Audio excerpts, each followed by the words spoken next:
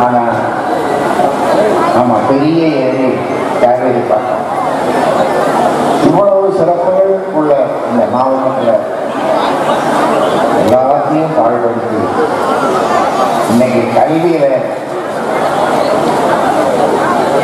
கடைசி மாவட்டமாக வேலூரை ஆக்கினார்கள் என்று சொன்னால் அதற்கு யார் காரணம்? திமுக, அண்ணா திமுக இவர்கள் தான் 50 வருஷமாக கடைசி மாவட்ட கல்வியில படித்தது. சில சமயத்தில்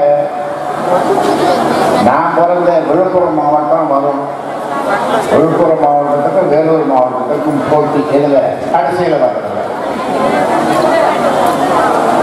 சில சமயத்தில் காஞ்சிபுரம் மாவட்டமும் வரும், கடலூர் மாவட்டமும் கடைசியாக.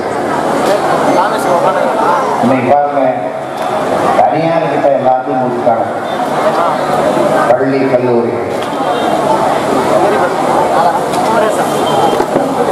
காமராசர் ஆட்சி காலத்தில் எல்லாமே அரசு பள்ளி தான். அவர்களெல்லாம் தமிழ் வழியில் படிச்சுட்டு தான் அப்புறம் ஆங்கில வழிக்கு போகிறாங்க. ஆனால் இன்னைக்கு எல்லாமே தனியாருக்கு கொடுத்துட்டாங்க. கல்வியில் சரக்கு விற்கிறத மட்டும், சாராயம் விற்கிறத மட்டும் அரசாங்கம் எடுத்துக்கிறாங்க.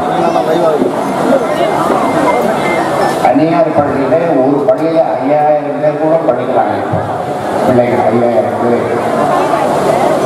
ஆனால் 900 பள்ளிகளில் ஒவ்வொரு பள்ளியிலேயும் வெறும் 10 பேர்.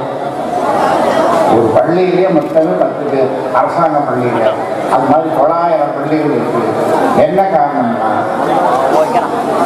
அரசாங்க பள்ளிகளில் எந்த வசதியும் கிடையாது. அதனால நம்ம பெண்கள் பெற்றோர்கள்லாம் தனியார் பள்ளியில் ஒரு வருஷத்துக்கு 50,000, 60,000, 70,000, 1 லட்சம் அப்படின்னு ஃபீஸ் வாங்கினாலும் இதை நாம தான் படிக்கல, நம்ம பிள்ளையாவது படிக்கணும், நம்ம பொண்ணாவது படிக்கணும்னு தனியார்